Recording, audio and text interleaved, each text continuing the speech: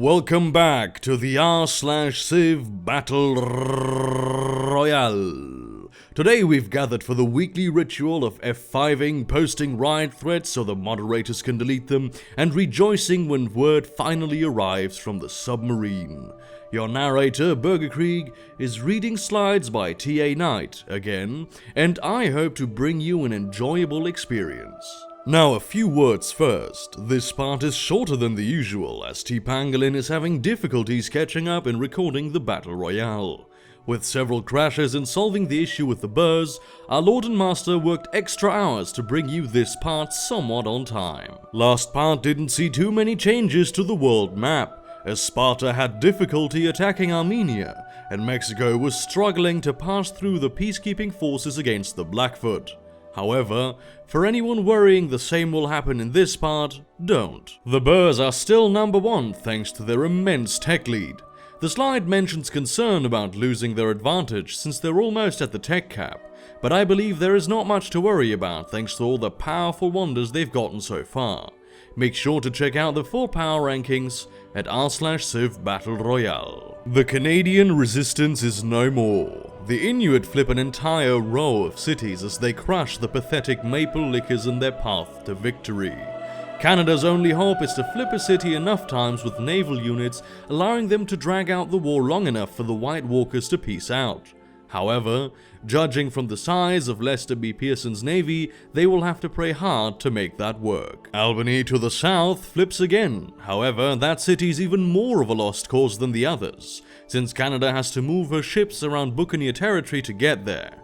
Better let go and focus on more accessible cities like Vancouver. The Blackfoot are pounded by the Mexican army, surviving only due to their Vietnamese and Australian peacekeepers.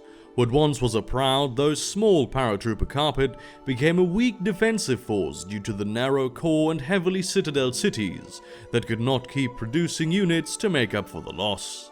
At least they can build advanced destroyers now, so maybe they can use them to harass the Mexican shore. While the Chinese knight goes waterborne, Sparta attempts to open a new front with Armenia, taking Tigranocerta down to the red. Frankly, I'm surprised that Tiridates' little kingdom still exists, as they certainly don't have any units to spare. Leonidas seems unwilling to use the full power of his military, leaving the main force in Europe.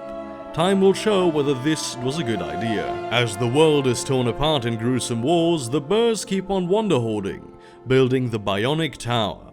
This wonder must be built in a coastal city and gives +2 culture, +1 gold and +1 production to every sea tile and working range, as well as a fishing boat.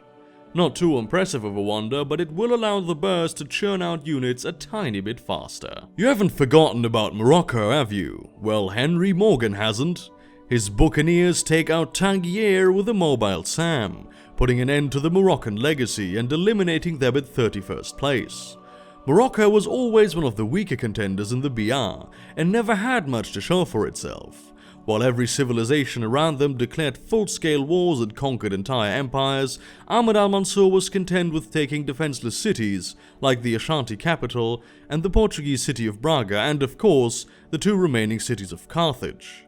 All well and good when considered in a vacuum, but once an actual empire like the Buccaneers rolled around, Morocco unsurprisingly crumbled to sand. 3 Armenian cities are lubed up and ready for capture, but Leonidas seems to be waiting for something. Maybe he's afraid of allowing the Persians out. Over there, though, people have their own problems to deal with, as a batch of Mongolian troops have taken a lesson from the Burrs and airdropped into Persian lands, adding to the Ethiopian peacekeepers and essentially disallowing Darius to make any moves. One of the last Moroccan units can be spotted on the Ethiopian-Burr border next to Lake Victoria. Unfortunately, Lake Victoria is no fountain of youth, and drinking from it will not heal their empire. Finland to the north is still bombing Arabia, but has little to show for it except for some black bars on a few cities. Canada attempts to flip some cities, like Washington, Kingston and Halifax, but the Inuit take all of them back, also adding Albany and Fort Rouge to their conquests. Pearson now has 5 cities left, meaning that the end is near. As a gesture of good faith, Canada pieces out with Sri Lanka. Now that they know what it is like to be a rump state, the Canadians begin to understand the suffering of so many fallen empires on the cylinder. The Boers see the Buccaneers, who just eliminated Morocco, and decide to, actually they plot against Ethiopia instead.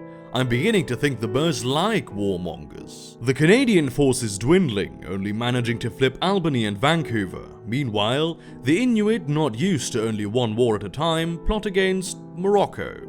Yeah, the Morocco that was just destroyed.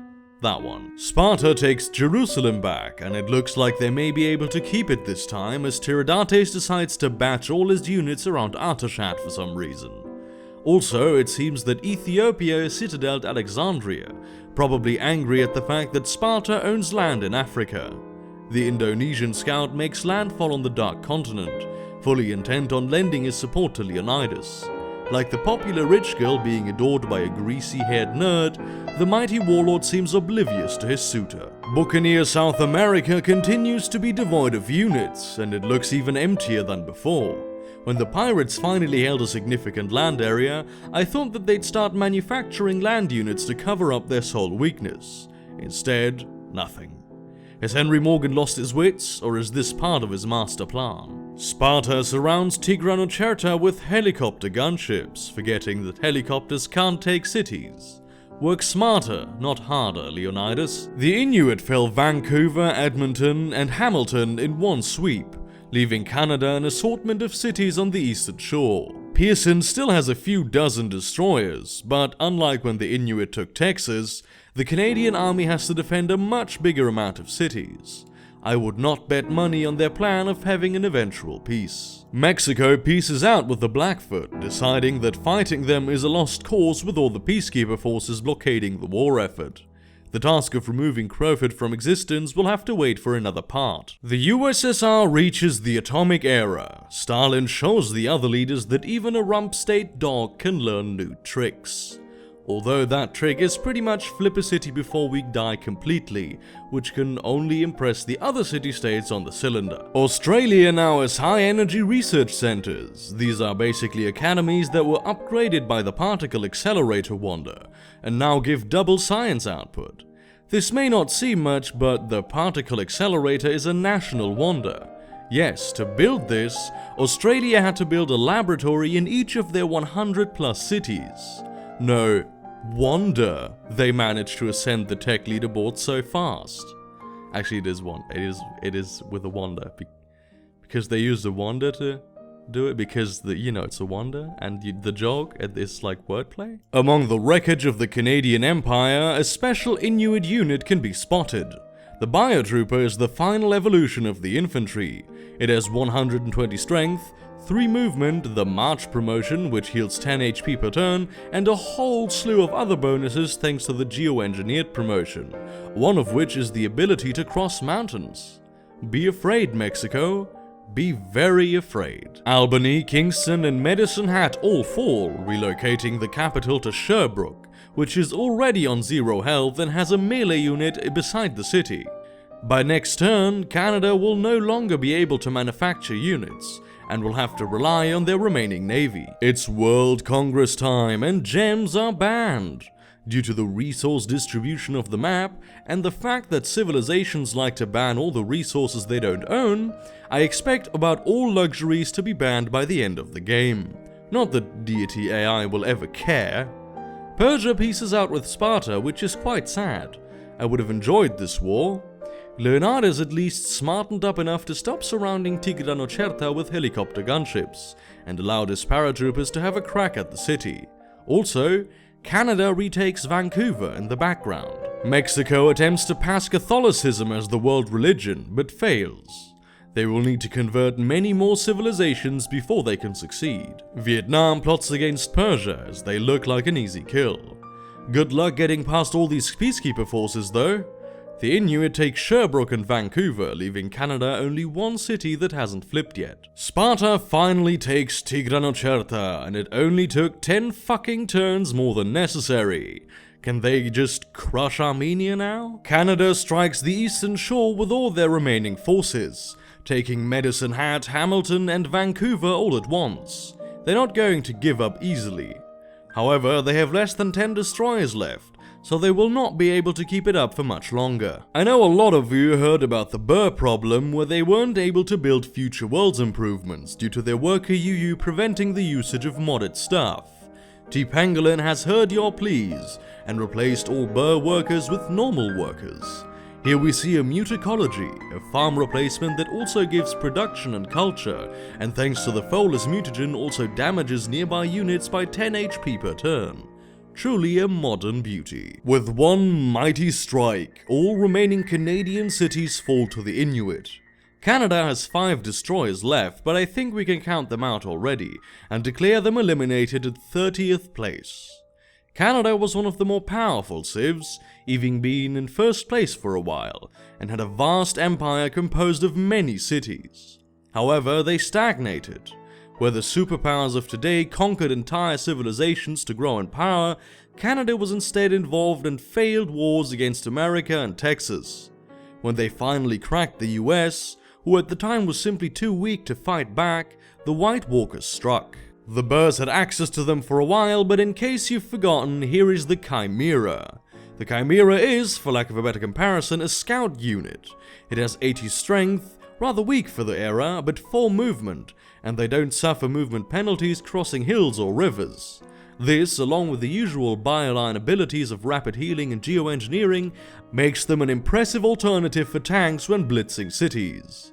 Thanks to the Skynet wonder, they can even take on a mech infantry one-on-one and win. Despite the high tech of Australia, they still don't seem to be upgrading their units. They have a massive carpet of diggers, but access to drone UAVs, advanced destroyers, bazookas and mech infantry. Perhaps their military is so big, retrofits would be too expensive. In that case, a big war, like against Vietnam, should suffice to recycle their units and replace them with upgraded version. The Moroccan musketman and the Ashanti pikeman can be seen side by side in their respective lakes. Morocco has the strength advantage, and should they declare war, they should be able to conquer the Ashanti Lake easily. They will first need to deal with the Burr peacekeeping forces, however. Ethiopia has no patience for things such as stagnated wars, flipped cities, or resistance.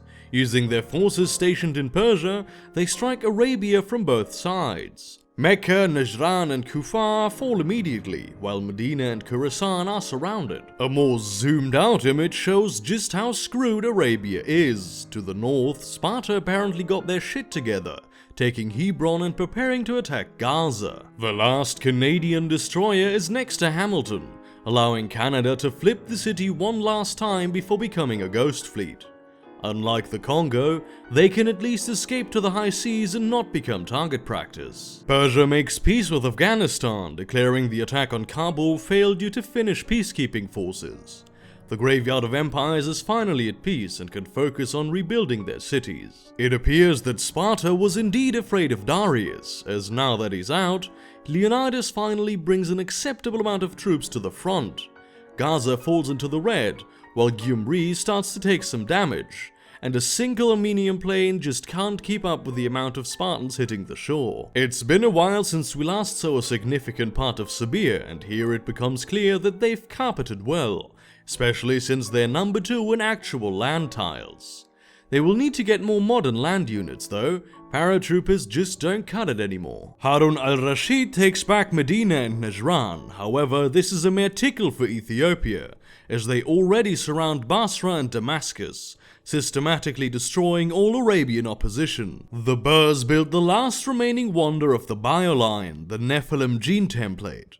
This wonder provides +1 production, gold and science per 3 population in the Empire. It's a very significant wonder and will allow Paul Kruger to lock down the remaining wonders for himself, as well as carpet even faster in any upcoming war. Ethiopia takes Medina, Khorasan and Najran as they land another batch of paratroopers in northern Arabia, also damaging Damascus and Basra. Haile Selassie is basically executing his meager opposition. Ah, Hawaii, it's a wonder they survived this far. There seems to be an embargo in place, as they have a lot of cargo ships but aren't using them, effectively cutting off the majority of their income. Iceland keeps on their science lead, allowing them to build robot infantry. They will need a much larger amount of them to protect their European holdings from Sweden, but it's useful should they want to attack the buccaneers. Among the denouncement spam, we see that the World Congress is planning to ban 2 more luxuries, and that the Inuit are plotting against Hawaii while Vietnam sets its sight on the Champa. Spy Master TPangolin shuffles his agents, moving them to Sydney, Port Royale and Stockholm. What might they discover? Arabia takes back Medina while pumping out new futuristic units, such as the railgun armor and the mech artillery. Why is it that civilizations often take up in military only when they're about to die? Also, Sparta takes Gaza. Ethiopia squashes Arabia like a bug, leaving them with 2 cities, Bethlehem and Jericho. The Canadian Navy scatters, abandoning their native land and taking on a new goal, keeping the legacy of Ayers and maple syrup alive. However, the Ice Sheet Fleet is right on their tail, looking to put an end to that terrible poutine stuff. Eat frozen whale meat like civilized people. Not much changes in South America, but the buccaneers do upgrade their mech infantry to power armor infantry. Brazil appears to suffer from the same problem as Finland, since they are also only fielding paratroopers. However, in this case it's a good thing, as unlike the other Scandinavians, the buccaneers in Chile have no land army, allowing paratroopers to be used for devastating effect. The Vietnamese-Korean border is tense as ever, but no side dares to strike, not wanting to lose ground. The Trunk sisters have the production, while Seong has highly advanced military tech. A war here would be very interesting to watch. Armenia is now on the road to death, as they no longer have a military and Gyumri is on 0 health. Unless they manage to somehow make peace, they'll die in the next installment. The same is true for Arabia, which after losing Bethlehem is reduced to Jericho, a city itself in the red and surrounded by Ethiopian paratroopers. They're expected to be eliminated next turn, or the turn after that if Harun al-Rashid manages to pull off a final flip. The Canadian Navy goes on a journey deep into the unclaimed sea, as far away from the Inuit as possible, and is escorted by Icelandic units. Let's hope they make it relatively unscathed. And that is the end of this part. No info addict due to it crashing yet again. Let's pray for it to be up again soon. Shinto is the newest member of the 1000 Followers Club, thanks to the ever-growing population of the world. Ethiopia is still hunting the last of the Muslims, and now there are only 9 of them left. On the religion map, Catholicism is only 1 city away from claiming the entire Americas. Buddhism is still making its way to the islands, now controlling a significant portion of Polynesia. And that is it for us today, folks. Thanks for watching and apologies for the rather short part.